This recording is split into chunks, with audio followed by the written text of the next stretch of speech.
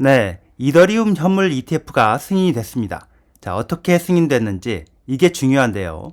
비트코인 현물 ETF하고 비교를 해서 뭐가 같고 뭐가 다른지 그 얘기하고 이더리움 현물 ETF가 승인이 됐지만 당장 거래가 시작되는 건 아니라는 점, 왜 그런지, 그럼 언제 거래가 시작되는지, 자, 그 얘기도 하겠습니다. 안녕하세요, 황 작가입니다. 투자 어드바이스가 아니라는 점 먼저 말씀드리고 시작을 하겠습니다. 먼저 미국 비트코인 현물 ETF 상황부터 한번 보고 가시겠습니다. 네, 오늘은요, 들어오고 나간 돈을 합치면 1,900만 달러가 순유입이 됐는데 지금 9일 연속으로 자금이 순유입이 됐습니다. 최근 들어서 계속해서 굉장히 큰 자금이 들어왔었는데요. 네, 오늘은 1,900만 달러면 좀 적게 들어온 편입니다. 자, 이제 이더리움 현물 ETF를 보겠습니다.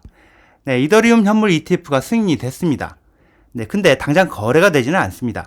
현물 ETF 거래가 되려면 두 단계 승인이 필요한데요. 1단계는 나스닥, 뉴욕 증권거래소, 또 CBOE 이런 증권거래소가 우리가 이더리움 현물 ETF라는 새로운 상품을 거래하려고 하니까 승인을 해달라 이렇게 증권거래위원회 SEC에 요청을 해서 승인을 받아야 하는 거고요. 이게 1단계고요. 그리고 2단계는 그런 다음에 개별 ETF 상품들, 자, 블랙록, 피델리티, 바네크 뭐 등등 개별 ETF 운용사들이 우리가 팔려고 하는 이더리움 현물 ETF는 이런 내용의 상품이니까 팔 수 있게 승인해달라 이렇게 SEC에 요청을 해서 승인을 받아야 하는데요. 지금 승인된 거는 1단계 거래소 승인입니다. 이제 개별 상품들 승인 절차가 남아있는데요. 최소한 몇 주 정도는 걸리지 않겠느냐 이렇게 블룸버그 ETF 틈에서는 전망을 하고 있습니다. 네, 2단계 승인이 되면요, 곧바로 거래가 시작될 걸로 예상할 수 있겠습니다. 네, 이더리움 현물 ETF가 아직 완전히 다 승인된 건 아니지만 사실상 승인된 거다 이렇게 볼 수 있을 것 같습니다. 2단계 승인은 시간 문제라고 보여집니다. 그래서 코인데스크 같은 매체가 이더 ETF의 주요 장애물이 제거가 됐지만 거래에 필요한 게 다 제거되진 않았다 이렇게 보도를 하는 거고요. 블룸버그 같은 경우에는요, 제목을 이렇게 뽑았습니다. SEC가 이더 현물 ETF 도입에 문을 열었다 이런 식으로만 보도를 하고 있습니다. 사실상 승인됐다고 할 수 있는 이더리움 현물 ETF 이 상품이 이미 거래되고 있는 비트코인 현물 ETF하고 같은 점은요, 비트코인 현물 ETF가 고객 돈으로 비트코인을 사서 보관하는 상품인 것처럼 자, 이더리움 현물 ETF도 고객 돈으로 이더를 사서 보관하는 상품이다 이런 겁니다.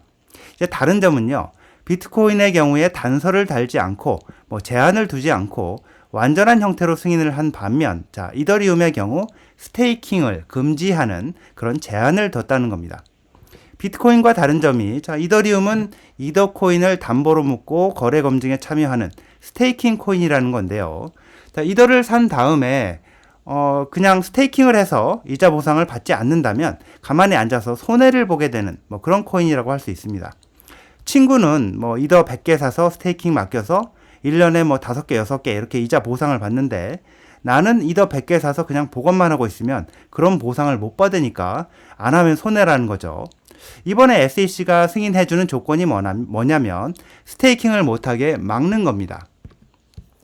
자, 스테이킹을 못하게 막는 건데 이더리움 이더는 스테이킹 코인, 이자 받는 코인인데 스테이킹을 못하게 금지하고 어디 빌려주고 이자를 받을 수도 없고 이렇게 단서를 붙여서 승인을 해줬습니다.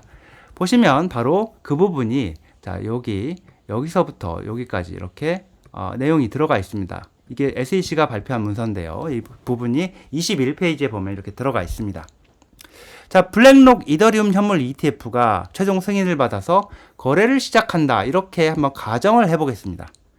그러면 고객이 100만 불어치 이더 현물 ETF를 사서 블랙록은 그만큼 이더를 산다면 고객이 100만 불어치 이더 현물 ETF를 산다면 블랙록은 그만큼 100만 불어치만큼의 이더를 사서 보관을 해야 됩니다. 코인베이스 같은 업체에 맡겨서 이제 보관을 하게 되는 거죠. 근데 그 이더를 가지고 스테이킹을 해서도 안 되고 누구한테 빌려주고 보상을 받아도 안 됩니다. 그냥 보관만 하고 있어야 됩니다. 현물 이더를 코인베이스 같은 거래소에서 사서 그걸 스테이킹을 맡기면 가령 1년에 뭐 100만 브러치 샀다 그러면 5만 브러치 정도의 이더를 받게 될 거라고 이렇게 예상을 해본다면, 가정을 해본다면 현물 ETF를 살 경우에 그런 게 없다는 얘기가 되죠. 상대적으로 뭐 손해를 보게 된다는 얘기입니다.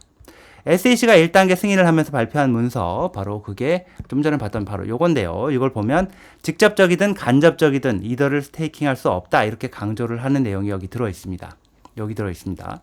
해당 문서의 21페이지, 바로 여기 아랫부분에 이렇게 나와 있는 부분입니다. 바로 이런 이유 때문에 이번에 ETF 신청한 업체들이 신청서를 수정을 해서 제출하면서 스테이킹 안 하겠다, 자, 이렇게 못을 박은 거고요. 발키리 같은 업체는 이제 스테이킹 빠진 ETF는 투자 상품으로 매력이 없기 때문에 우리는 신청하지 않을 거다, 이렇게 뭐 신청 계획을 취소하면서 얘기하기도 했고요. 불과 며칠까지만 해도 이더리움 현물 ETF를 거부하려고 준비를 해왔던 게 확실해 보이는 이 바이든 정권의 SEC가 갑작스럽게 이렇게 승인을 해주면서 스테이킹을 금지하는 조건으로 승인을 해준 이유, 짐작을 해보면요, 아마도 이렇지 않을까 생각이 됩니다. 11월 선거는 지금 다가오고 있죠.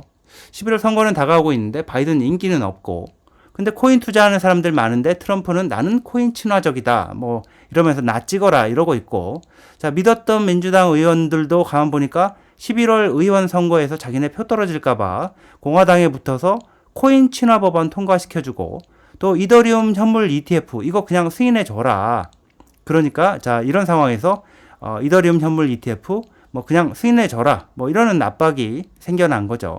가뜩이나 블랙록, 레리 핑크 같은 뭐 사람들도 이거 해달라고 조르고 있으니까 이 백악관에서도 그냥 해줘라, 이렇게 게리 갠슬러한테 명령을 내린 게 아닐까 하는데, 그러니까 아마 게리 갠슬러가 어거지로 뭐 해줄 수는 있겠는데 지금 소송하고 있는 것도 있고 하니까 그냥 해줬다가는 SEC 스탠스가 완전히 꼬이니까 최소한 스테이킹은 못하게 금지하는 조건으로 해주겠다, 뭐 이러면서 네, 승인을 해준 게 아닐까, 뭐 이런 생각이 듭니다. 바이든이 이제 자, 이렇게 됐으니까 바이든도 뭐 우리가 코인 친화적이다, 우리도 이렇게 비빌거리는 만들어주면서 동시에 SEC도 뭔가 법원에서 알트코인 관련 소송을 할 수 있는 그런 변명의 여지, 이런 거는 남겨둔 게 아닌가, 이렇게 생각을 해봅니다. 네, 승인 발표가 나온 다음에 이더 가격, 네, 지금 보면 뭐 24시간 기준으로 1.49%, 뭐 1.5% 이런 정도 오른 걸로 이렇게 나오고 있습니다. 네, 미국에서요, 중앙은행 CBDC, 네, 중앙은행 연준이 디지털 화폐, 디지털 달러, 중앙은행 연준이 발행하는 디지털 달러, 이 CBDC라고 부르죠. 뭐 예전부터 저는 뭐 딴 나라는 모르겠지만 미국에서 CBDC를 발행하기는 어려울 거다, 이런 얘기를 해왔는데요. 연준이 CBDC를 발행하지 못하게 금지하는 법안이 연방 하원에서 통과가 됐습니다. 개인이 돈을 얼마나 쓰는지, 어디다 쓰는지, 뭐 얼마나 갖고 있는지 중앙은행이 또 정부가 실시간으로 들여다볼 수 있고, 문제가 있다고 판단하면 그 돈 쓰지 못하게 막아버릴 수도 있는 돈, 그게 이제 중앙은행 디지털 화폐 CBDC라고 할 수 있는데, 그렇기 때문에 그런 건 만들지 못하게 금지한다. 이게 바로 이번에 통과된 법안의 내용입니다. 하원에서 통과된 법안의 내용입니다. 연방 하원에서요, 이 공화당이 주도를 해서 통과를 시킨 건데 상원에서 통과될 확률 그렇게 높아 보이지는 않습니다. 바이든 민주당 정권이 도입을 하려고 추진을 해온 게 CBDC이기 때문인데요. 투표 결과를 보면요, 이 투표 결과에 그게 뭐 잘 나오는데, 결과를 보면 이 공화당은 이 뭐 투표를 한 의원들 중에 100% 213명이 다 이렇게 찬성표를 던졌고, 민주당에서는 이 투표한 의원들 중에서 192명이 반대를 하고 3명만 찬성을 했습니다. 근데 이 연방 하원은 공화당이 다수당인데 연방 상원은 민주당이 다수당이기 때문에 상원에서도 통과될 확률은 사실 지금은 높아 보이지 않습니다. 뭐 바이든이 거부권을 행사할 수도 있겠고요. 근데 법안 통과 가능성하고는 별개로 하원에서 법안이 이게 통과된 게 상당히 의미가 있습니다. 어느 한 정당이 이 압도적인 다수당이 되기 어려운 나라가 미국인데요. CBDC 금지 법안을 이 한 정당이 주도를 해서 하원에서 통과를 시켰다는 점, 뭐 달랑 3명이긴 하지만 민주당 의원들도 가세를 했다는 점, 자, 이런 걸로 볼 때 미국에서 정부가 검열하고 통제하는데 최적인 디지털 화폐 CBDC, 자, 이걸 만들 가능성은 아주 낮다. 뭐 중국 공산당 정부가 밀어붙이듯이 그렇게 할 수 없다. 그래서 이런 의미가 있다라고 할 수가 있겠습니다. 네, 여기까지입니다. 시청해 주셔서 감사합니다.